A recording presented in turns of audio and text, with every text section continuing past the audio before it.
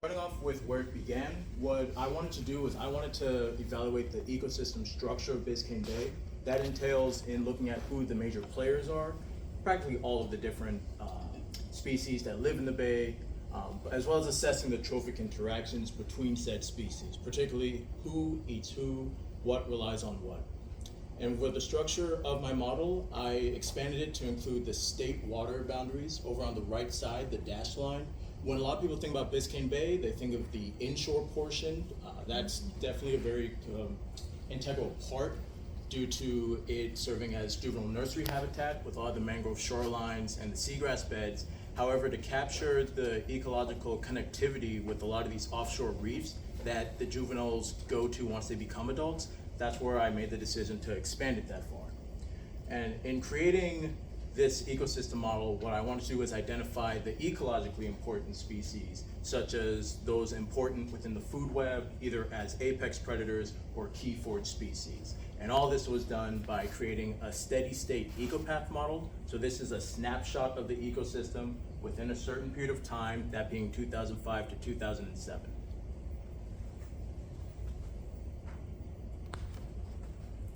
So as mentioning, in assessing those trophic interactions, it took the form of two branches of thinking. The first one is looking at the top-down interactions, so from predator to prey.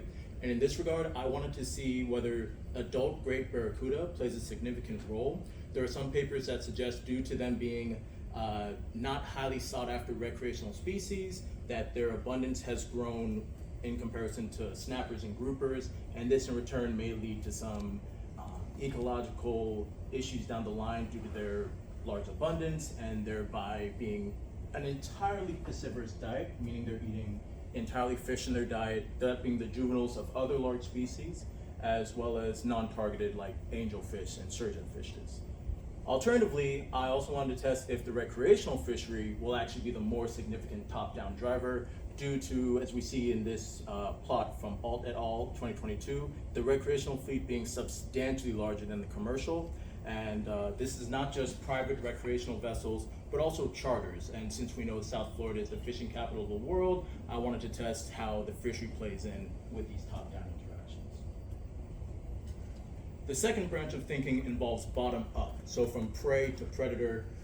And in this regard, I wanted to look at which serves as the base of the food web. Environmental literature suggests that detritus is the base of Biscayne Bay. Detritus basically meaning decomposing organic matter. This is primarily from seagrass and mangrove leaves, as well as carcasses of whatever's died in the bay, versus phytoplankton. So these are your diatoms, your dinoflagellates. And additionally, I wanted to test whether pink shrimp, pinfish, and the clupids, anchovies, silversides complex, so basically small silvery fishes, if those are key forage species within the context of the food web model. Now, in constructing this model, it required certain input parameters. The primary one is biomass, and since Ecopath doesn't take the biomass by habitat, what I ended up doing with the help of my advisor is we came up with a habitat-weighted biomass approach. And this involved taking the proportions of each habitat types within Biscayne Bay. So mangrove shoreline, only composed of 0.02%. Barren habitat, which means no biotic habitat, so no hard bottom, which is usually limestone and coral reefs, and no seagrass. And that's primarily your turtle grass, shoal grass, and manatee grass. So I took the habitat proportions and using surveys that were done in each of these habitats. So we have the Mangrove Fish Survey by Joseph Serafy, the Reef Visual Census by Jeremiah Blondeau in the Southeast Fisheries Science Center, and seagrass, which is primarily surveyed by the Integrated Biscayne Bay Ecological Assessment Monitoring Program led by Joshua Goldson and several other scientists. I took the biomasses of each of these surveys, for example, clupids, but I did this for as many functional groups as I could, and by weighting by the proportion of habitats, that gave me a final biomass in tons per kilometer squared as input for the model. The other input parameters for this modeling software includes diet composition. This is the percentage by weight of prey within each predators. And I try to use research papers within the study region, so Biscayne Bay. However, a lot of the functional groups in my model weren't sampled. Their diets weren't sampled within Biscayne Bay. And this led to me using the diet database, primarily from the West Florida shelf, but also down South Florida, from the Florida Fish and Wildlife Research Institute's Fishery Independent Monitoring Program. Additionally, I found total mortality estimates from length frequency data using life history parameters like growth parameters such as K, R, length of maturity. I also used the same data for the consumption rates, so that's basically the percentage of how much intake that these functional groups are consuming. And the fishery landings and discards for the recreational fleet came from the Marine Recreational Information Program. This was aggregated within the Southeast Coral Reef Tract counties, primarily Miami-Dade up to Martin County. And the commercial fishery came from FWC Commercial Landings Database. So with all these input, and after taking over a year to balance the model, this is what the EcoPath food web looks like within the model. So we see here that the recreational angling fleet is at the top of the food web. These numbers here represent the trophic level, where 1 are your primary producers, such as seagrass, phytoplankton, microalgae, etc. And it goes up all the way up to who are the apex predators within the context of the model. So we have recreational angler, and we have great barracuda right there as more focal point. For the trophic interactions of the adult great barracuda, we can see that the red lines indicate what targets barracuda. So we have large coastal sharks, such as your bull sharks, tiger sharks, silkies. We have protected groupers. This was primarily the Goliath grouper and the recreational anglers. And the green lines are what the great barracuda targets or hunts. And the thicker the line indicates the stronger that trophic interaction, or the more that prey group contributes to their diet. So we have reef omnivores and that clupid anchovy complex.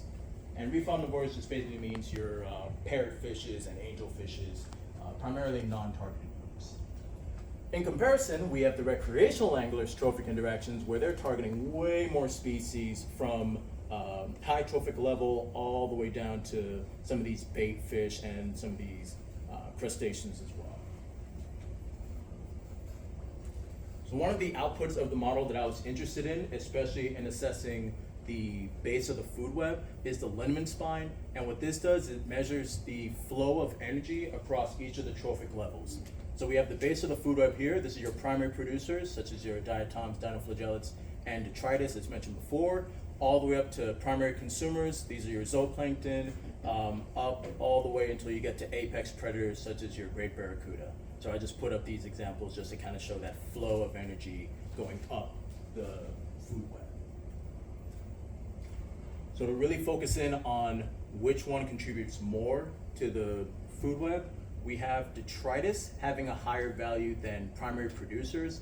And so this is just an example of how my model results are supported by the environmental literature, again suggesting that detritus serves as the major base of the food web compared to primary productivity. And then for the other bottom-up interaction that I was curious with is establishing who were the key forage species within the food web model. And I believed it was going to be your pink shrimp, your clupids, and your pinfish, just due to the fact that they're really commonly used bait fish, and also almost everything eats them, both inshore and offshore. However, using two key thresholds, so there's surf, and this metric has a minimum of 0.001.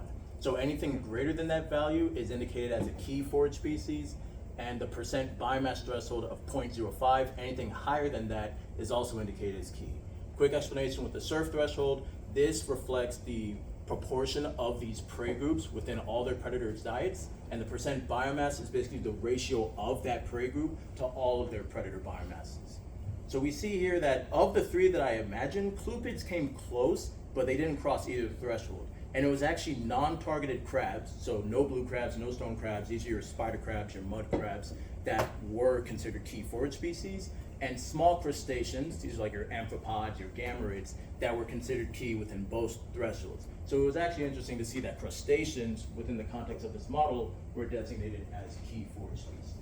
But not surprising, when I go fishing and I cut open the stomachs of some of these fish, especially in the wintertime, you happen to see a lot of crustaceans in their diet. Now, going into the other branch, we're looking at top down, so predators to prey. This is where the mixed trophic impact plots come into play. And in this here, I actually want you to focus more on the values on the x-axis. And we see here that we have the impacting groups, those impacting predators, and we have the impacted groups. So these are all of the functional groups that they impact. And if we look here at the values, great barracuda adults, the furthest it goes for negative is negative 0.35 and looks like 0.15 versus large coastal carnivores. These are your jacks, such as greater amberjack, yellowjack, your mackerel, so we got king, Spanish cerro, as well as other miscellaneous species, African pompanos and cobia. We have these having a significantly higher impact value on the food web. And then you have the recreational angling fleet, where the impacts are substantially higher than both of these predators. So far this is suggesting that in the context of the model that the recreational angling fleet has the strongest and largest impacts on the food web. And just as a quick explanation, in terms of how it's valued as positive or negative, we see here that the recreational angling fleet has a positive impact on protected groupers. This was back in 2005 and 2007. Goliath groupers were not on the kill list. So this is basically saying by the recreational angler targeting predators of these groupers, especially the large coastal sharks, that reduces the predation on those species, thereby being a positive impact from the recreational fleet. So what this led me into looking at what are the proportions of natural mortality, this primarily being from predation, versus fishing mortality, with the recreational fishing fleet having such large impacts. And if we look here, the majority of the fishery targeted groups, about 70% of them, had higher natural mortality than fishing mortality by proportion. So this is kind of a mixed view of things, because I was expecting there to be almost entirely majority fishing mortality compared to natural. So this led me to look a little bit further in. So I wanted to see between these fisheries with recreational and commercial, which ones had the higher portion of the total fishing mortality. And this is supported of my earlier idea I wanted to test, where the recreational fishing fleet had the largest significant impact compared to commercial. As we see here, the majority of the finfish groups, their fishing mortality came from the recreational fleet, and it's not until you get to like the snapper, grouper complex, spiny lobsters, yellowtail, and almost entirely commercial fisheries of stone crab, pink shrimp, and blue crab, where the commercial fishery starts to have significant proportion. And in this case, a major motivation behind me building this model is hopefully to be used within a management context. So I wanted to compare the fishing mortality rates from my ecopath model to other fishing mortality assessments. These were from official stock assessments done by CDAR. So this is looking at the entire Southeast US region from North Carolina down to the Dry Tortugas, as well as length-based assessments. This is from Biscayne National Park, so very localized. And this is from that alt paper where he looked at fishing mortality from Martin County down to the Dry Tortugas. So we have different regional assessments, as well as different methods behind assessing fishing mortality. For a lot of these stock assessments, they took the landings and they divided that by the biomass versus taking a length-based assessment approach. And so overall, just what we see here for some species, my ecopath mortality was similar to other approaches, and then for other species, drastically different. For example, my hogfish. And what this just basically entails is how different my mortality estimates were, and just something to consider when using this in a management context in estimating the impacts of fishing and maximal sustainable yield, for example. So in terms of the summary of my results, we saw that the food web model indicated it being detritus-based rather than primary productivity. We saw that the key forage species were non-targeted crabs and small crustaceans, and natural mortality was greater than fishing mortality for a majority of the fishery targeted groups, but the recreational fishing mortality still played a major role within the ecosystem function and structure. For future steps, I want to expand my model into a temporal and spatial component. This is done by 2 additional modeling softwares within the EcoPath with the EcoSim package. The first one is EcoSim to look at temporal trends and ecosystem resiliency, as well as the driver scenarios, the drivers being fishing mortality time series from stock assessments, as well as environmental drivers such as salinity, temperature, and dissolved oxygen, to see which combination of scenarios lead to the observed biomass trend, so that hopefully I can explore a bit further into that natural mortality element, where if we see that there have been hotter and hotter average water temperatures, what impact may that have on the pink shrimp and the pinfish, as well as those high trophic level predators like the barracuda. And then going into eco-space for those spatial patterns in resilience and susceptibility to drivers. I just included this plot here where we see that the basins of Biscayne Bay, we have that restricted circulation of water, tend to have higher chlorophyll concentrations. This is where we've seen some of the fish kills in the last several years in comparison to offshore near the safety valves where you have that continuous flushing of water from the Gulf and offshore. So I'd be curious to see if the spatial patterns are similar from environmental literature or if my model may suggest something different.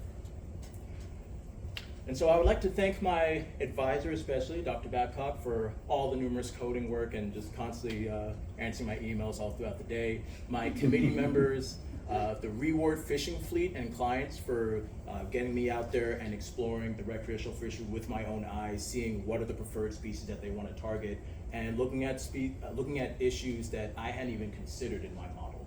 I would also like to thank Robert Carroll over at AOML for taking me out free diving within Biscayne National Park and seeing the inshore components. I'd like to thank the Babcock Lab for not only listening to me run through these seminars every year, but also exchanging ideas and helping further develop my model.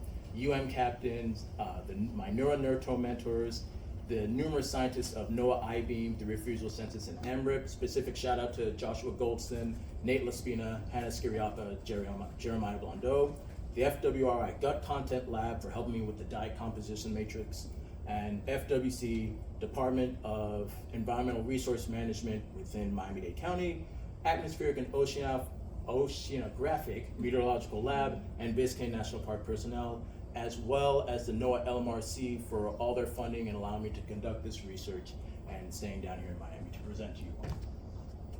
And with that, I'll take any questions.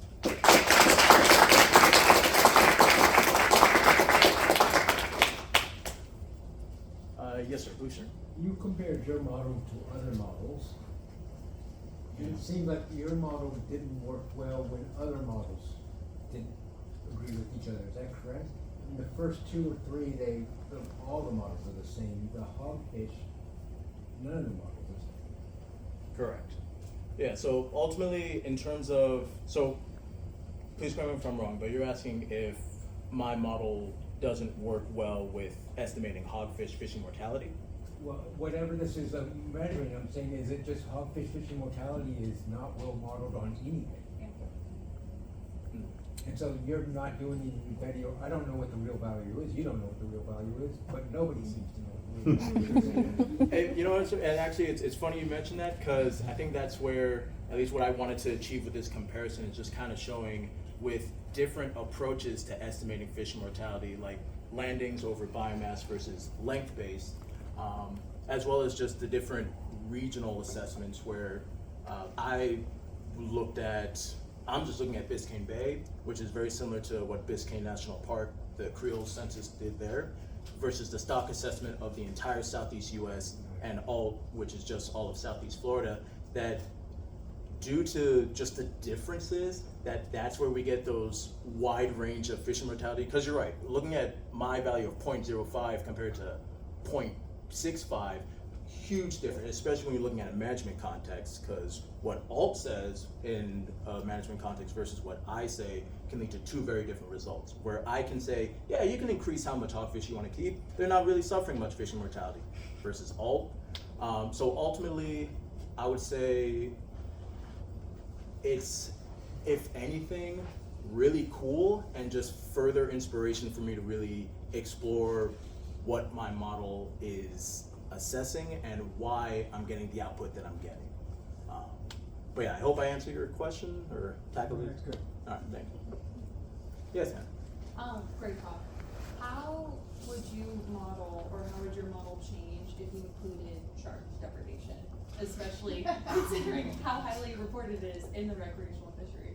So that is actually a really cool component, and in talking with you and Ada, I've definitely thought about how to consider that. I know that there's been like a model, not on the West Florida shelf, but they did try and include that by having shark mortality be its own thing. In the case of